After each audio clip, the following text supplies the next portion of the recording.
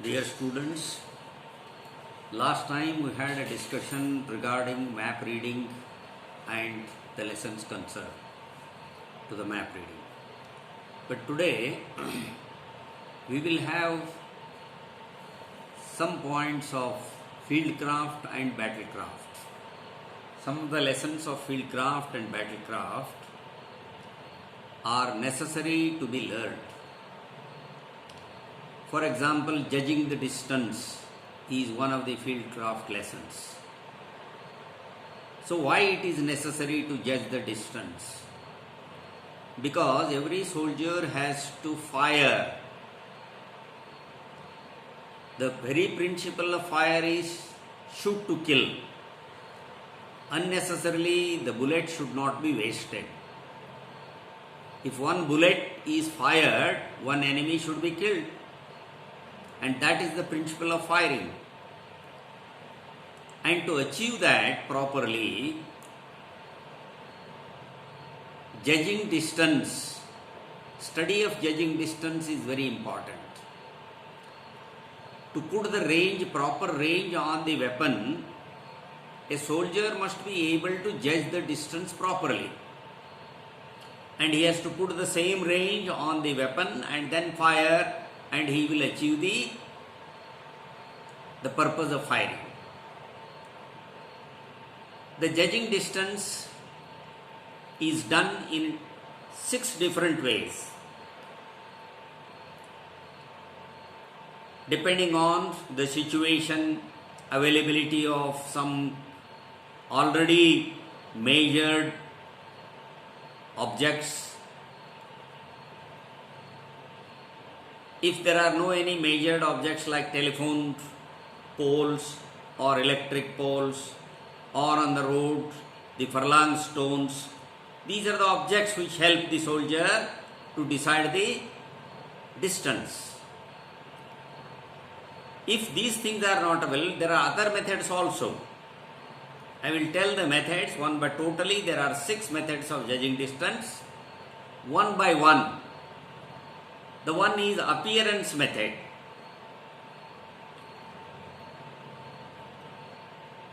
Or in the appearance method, the person, all the parts of the human body are clearly visible at the distance of 200 yards. If the human body parts are all visible clearly, then soldier can understand that the distance is about 200 yards. Then at 250 yards,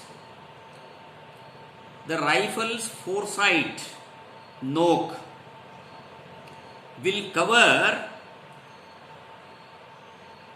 the kneeling man. If the person is kneeling, that figure of the kneeling person will be covered by the foresight of rifle. By that one can understand the distance is 250 yards. At 300 yards, the face of the human being is not clear. If the face is not identifiable, then soldier can understand that it is about 300 yards. At 400 yards, a standing man will be covered on the foresight of the rifle. If the standing man is covered on the foresight of the rifle, the soldier can understand it is 400 yards. At 500 yards, the movements of the limbs of the human being can be seen properly. If movement of hand or legs are made, that is visible to the soldier. By that he can understand the distance of the object is about 500 yards. Accordingly, he can fix the range on his rifle or any weapon he has. So above 500, An infantry soldier is maximum they are having LMG, the range is about 500 yards only. The rifle range is, effective range is only 300 yards. Stain gun range is only 100 yards. That way, if they are able to decide the distance of the object up to 500 yards, it is sufficient for a soldier. So that he can put a proper range and his bullet can hit the object correctly. So this method is called appearance method. And there is another method called unit of measurement. That he can decide that from here to there it is about 50 yards. From there to another point, another 50 yards. And from that second object to third object, it is another 50 yards. Like that, with 50 yards or 100 yards, he can calculate the distance. This method is called unit of measurement.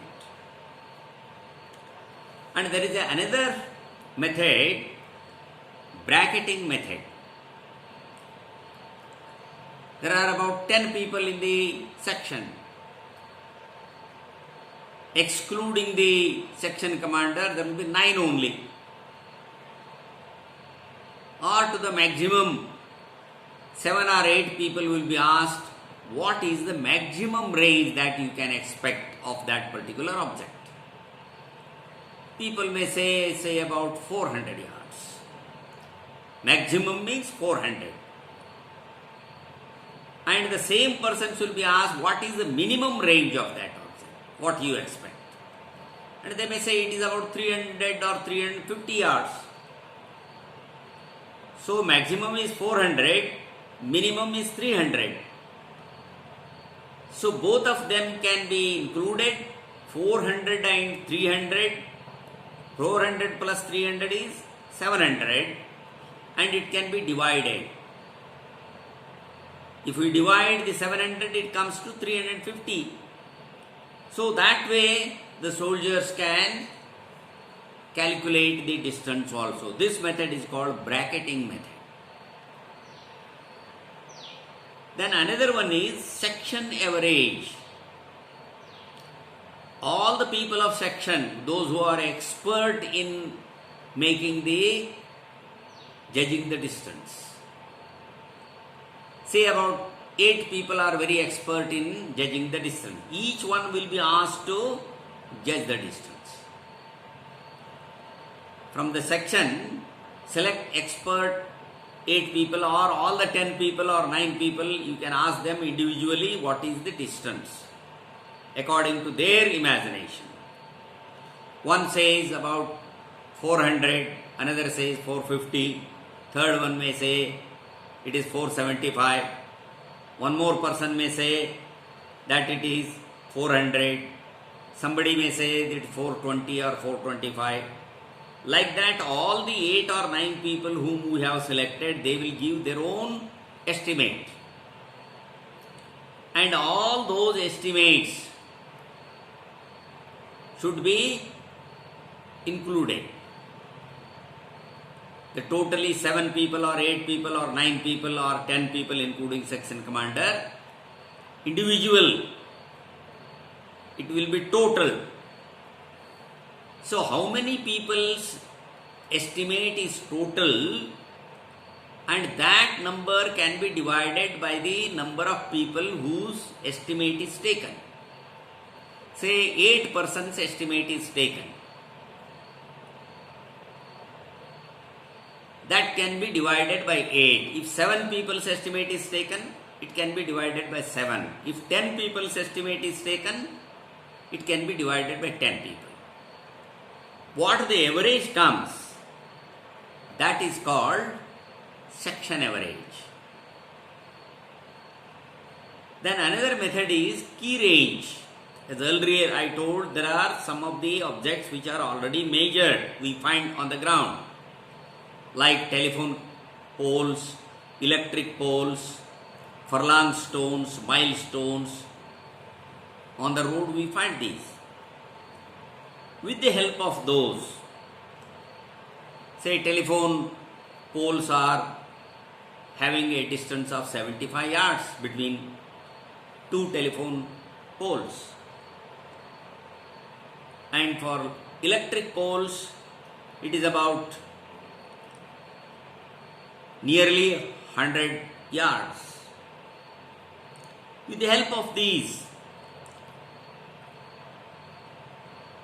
and furlong stones, they are also measured. With the help of these, if we get the exact distance, that is called key range method. And the last one is halving method. Halving, or it is called halfway method also. The object of which we want to take a distance, we have to select a middle point, a some object in the middle of the object and our position. First of all, we have to measure the distance of that middle object by any one of these methods. If the objects already measured are there, with the help of key range we can do, or with the help of appearance method we can do, or by unit of measurement. Any one method, by using any one method, we can measure the distance of half point, and then we can double it. That is called halving method or halfway method. So this is very essential for every soldier. When he is firing a bullet, his bullet should hit the target properly. With that intention, studying judging distance is very important. Distance can be judged with all these 6 methods. I repeat once again: unit of measurement, appearance method, bracketing method, section average, key range, and halving method or halfway method. So this way, soldiers are made perfect during training time. So the indication of target also is one of the important lessons. The section commander has to give the correct information about the target. There may be many trees on the direction, the line of advance. Many trees may be there. Which tree? Big tree, small tree, different types of tree, different types of objects, many objects. That way, indicating a particular target, making the soldiers to understand that particular object which the section commander wants to tell them. He can make use of range, at what distance the object is, and in which direction it is. He can give by using the fingers, degree, at what degree the object is, and by giving the general line of direction first of all. In which direction section is moving, what is their line of direction, and where is the particular object on which we have to fire. For that, to understand the soldier, range, proper range is given, at what distance, what is the object, and at what degree. Everybody cannot have a compass to measure the degree. By using hand method, they can give the degree also. If a left hand is fully stretched from little finger to thumb, it is 12 degree. In this way, if these 4 fingers, it is 8 degree. The full hand stretches is about 19 degree. The 4 fingers stretch, it is 12 degree. In this way, the distance between 2 fingers will be of 2 degree or 3 degree like that. By making use of the hand, the degree also can be explained to the soldiers. And by making use of ground also, the ground is explained in 3 different ways: foreground, middle ground and distance ground. Foreground consists up to 300 yards. We can call the ground up to 300 yards from our position can be called a foreground. If the commander says foreground, the soldier's attention will be only up to 300 yards only, not beyond that. If he says middle ground, from 300 to 500 yards will be middle ground. If he says distance ground or a distant ground, it will be 500 and above. Means the grounds are described in 3 different ways. Foreground means up to 300 yards only. Middle ground means 300 to 500 yards only. And distant ground means it is 500 and above. So by explaining the ground, section commander can call the attention of the soldiers towards that particular place where the enemy he suspects. With this, making use of the judging distance and indication of target, section commander gives the fire control orders. Fire control orders are given only by the section commander.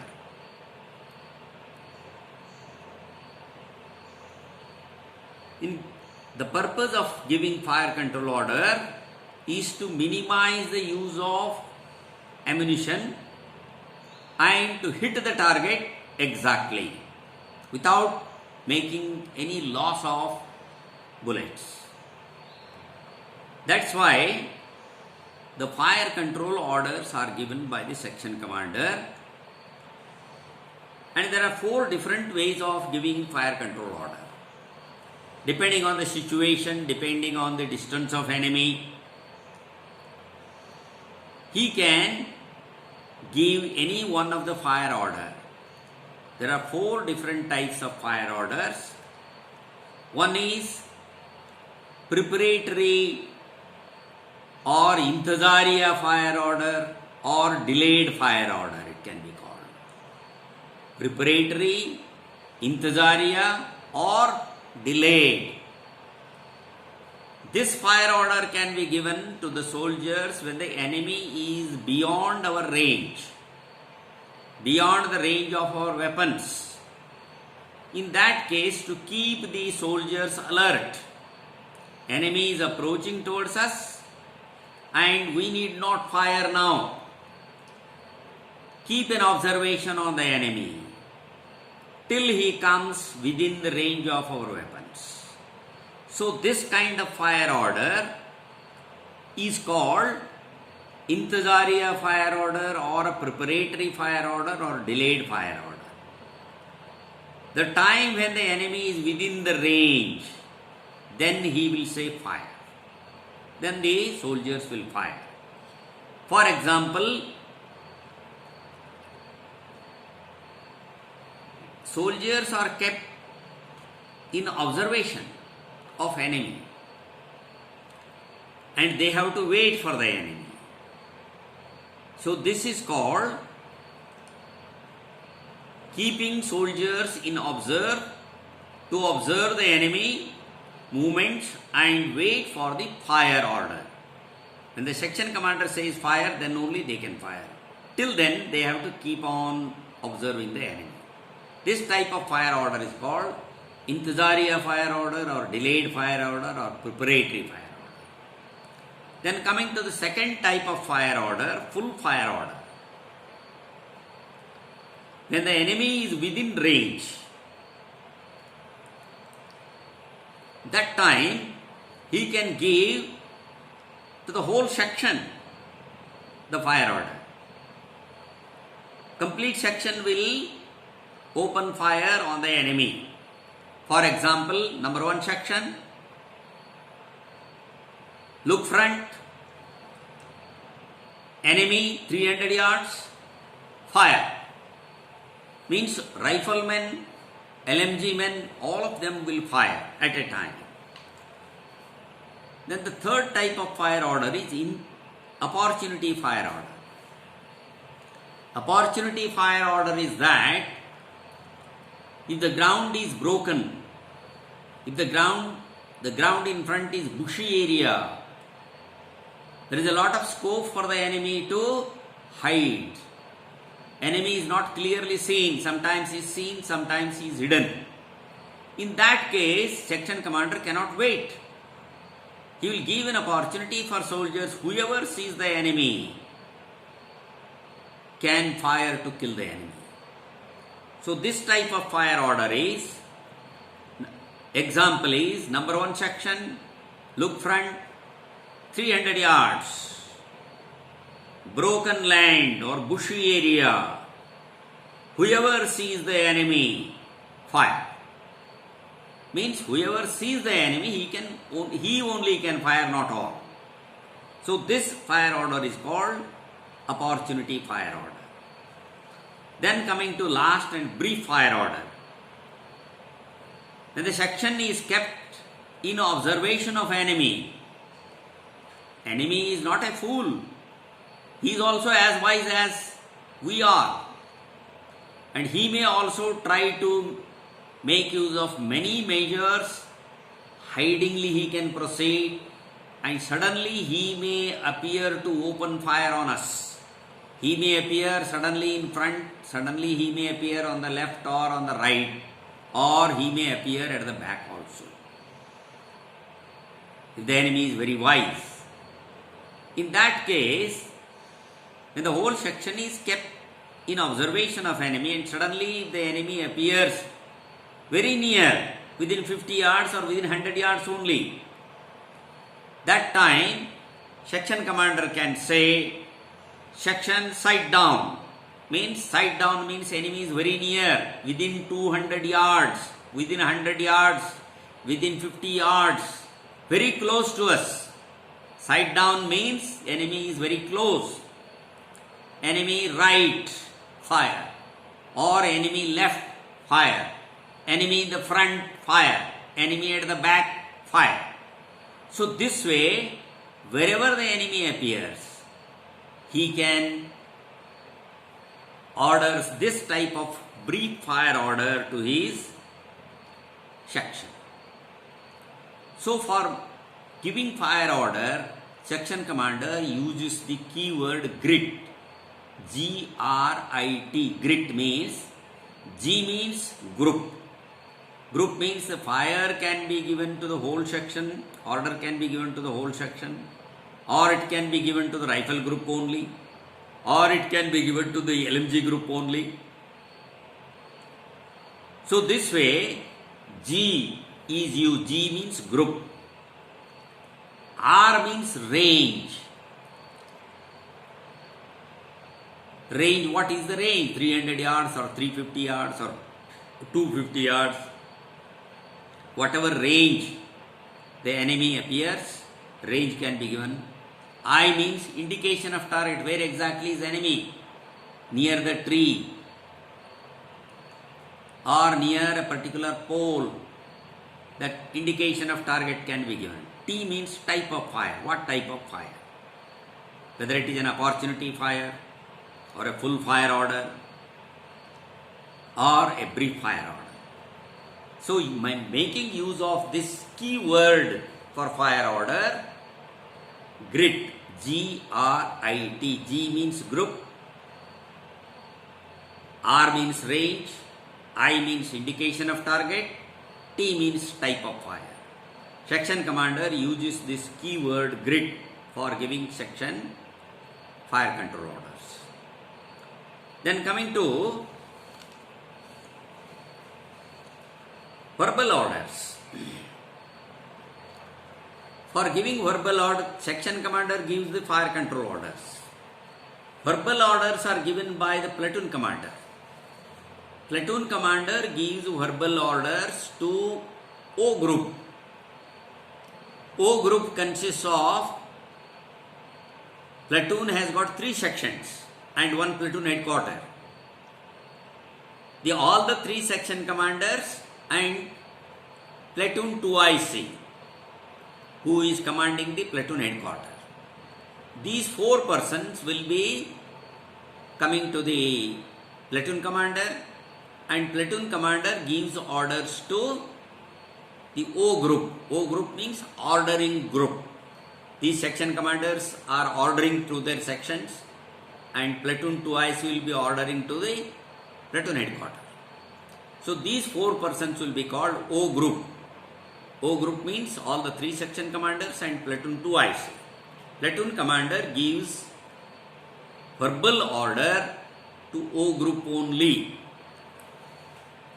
and these 4 people are in the O group with the help of kit bucks or kit bum. These 2 keywords are used. Some units are using kit bucks, some units are using kit bum. Kit bucks means KITBKS. Kit bucks, I will explain regarding kit bucks. K means khabar. Khabar means khabar or information regarding enemy.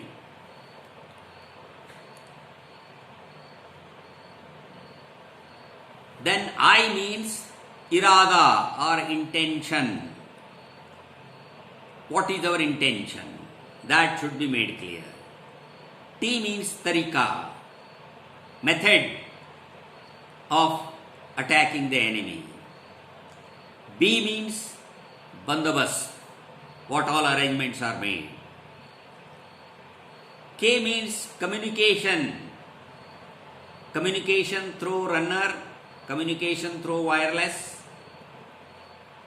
So these one by one are given. Last S means shak ya sawal. Whatever the platoon commander has told to the O group, if they have any doubts in whatever he has said, throw this keyword kit bucks. K means khabar, I means irada, T means tarika, B means bandobast, and K means communication. Last one S means shak ya sawal. With the help of this keyword, platoon commander gives to O group the order. The another keyword is kit bum. The same. K means khabar, E means irada, T means tarika, B means bandobast, M means milap, the time milap, time adjustment. It is said that 2 watches never agree. In one watch there will be 8 o'clock, in another watch there will be 5 minutes less or 5 minutes more. That's why all the O group people must have a time adjustment. They must adjust their watches to the time of the platoon commander. That is milap.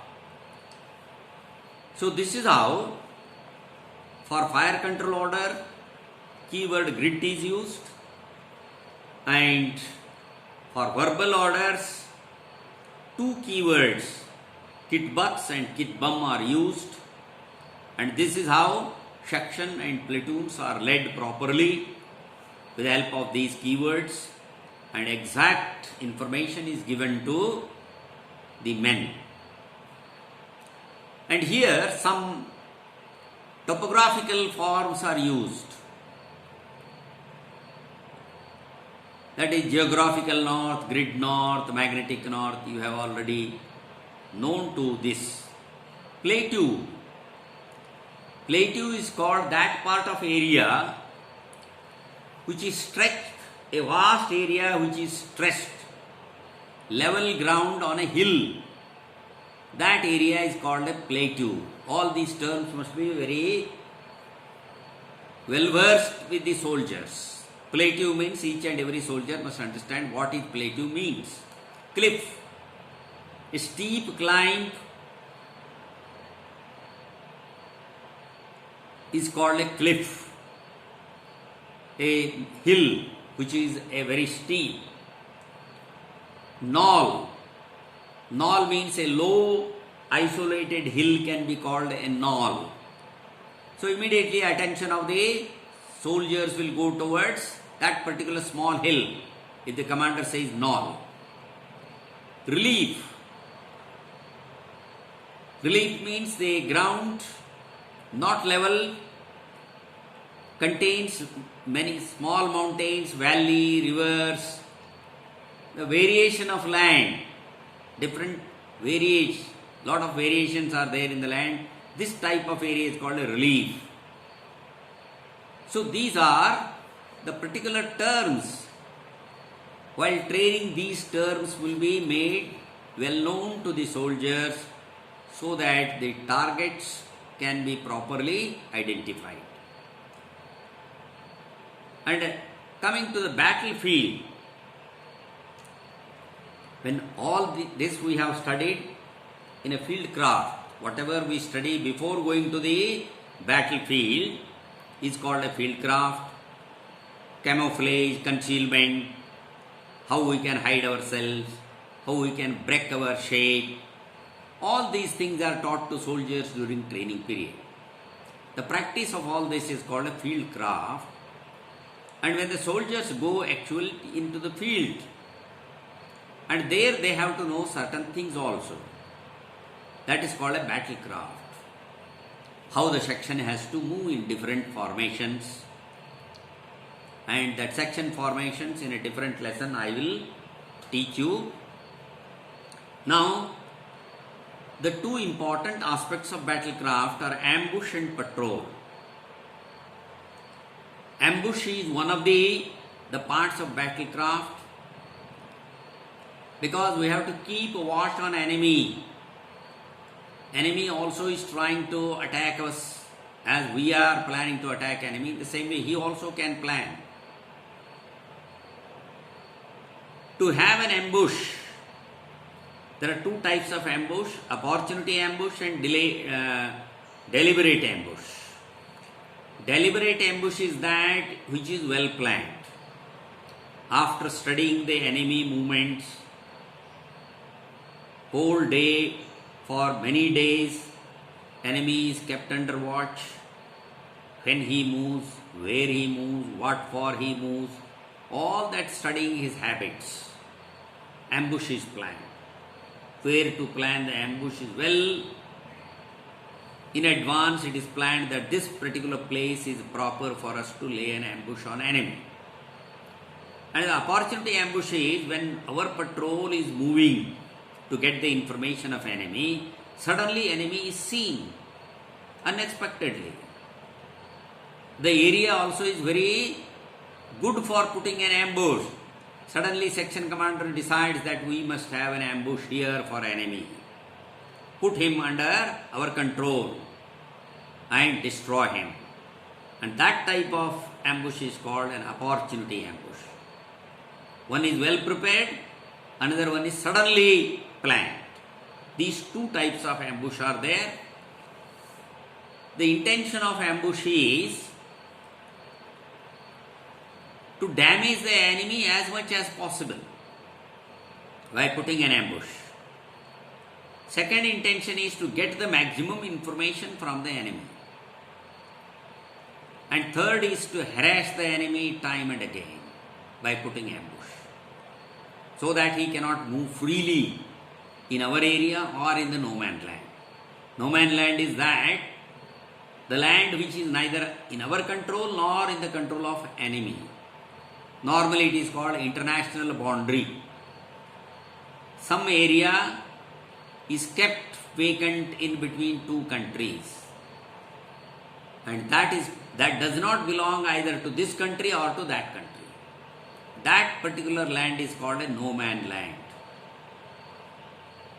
So to have a proper control on the no man land, we must always send our patrol. We must keep on putting ambush in that area, so that we cannot allow the enemy to come and make use of that land. So these are the three purposes of putting an ambush. An ambush consists of four parties. Systematically it is done. And the section formation, 2 men are always kept ahead so that he can get the see and hear what the enemy movements are there. Those 2 persons are called scouts always, those who are kept ahead of the section.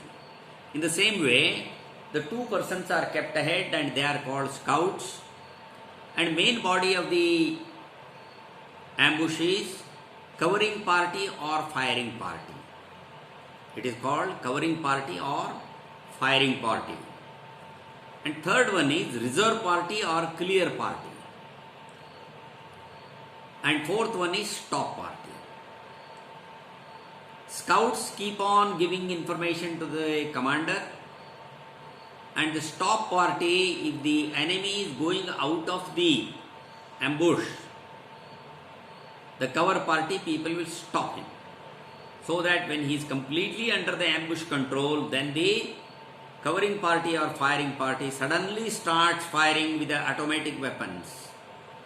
This in covering party or firing party, the automatic weapons are kept, so that maximum enemy can be killed or he can be damaged. Reserve party, he will go and search the enemy.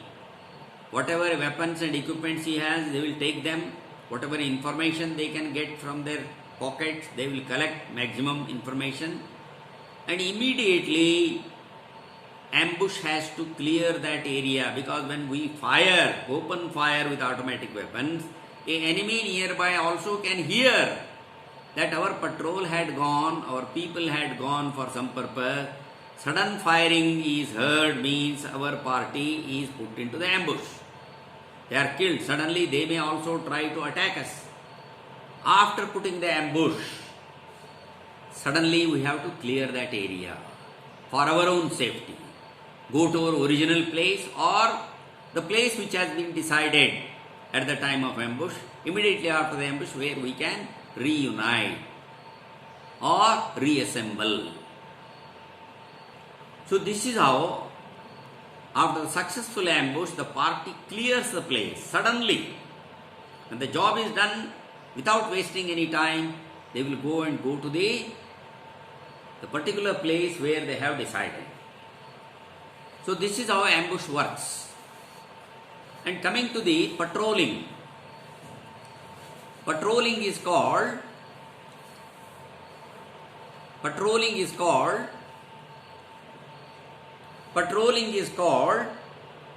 an acid test to a soldier. The goldsmith puts the gold into the acid to remove all the impurities of gold. The gold is kept in the acid. In the same way, going on a patrol is like an acid test for a soldier. If he is perfectly trained, if he is very wise, very intelligent, very active, very cautious, then only the person can be successful in the patrol, come out of the patrol.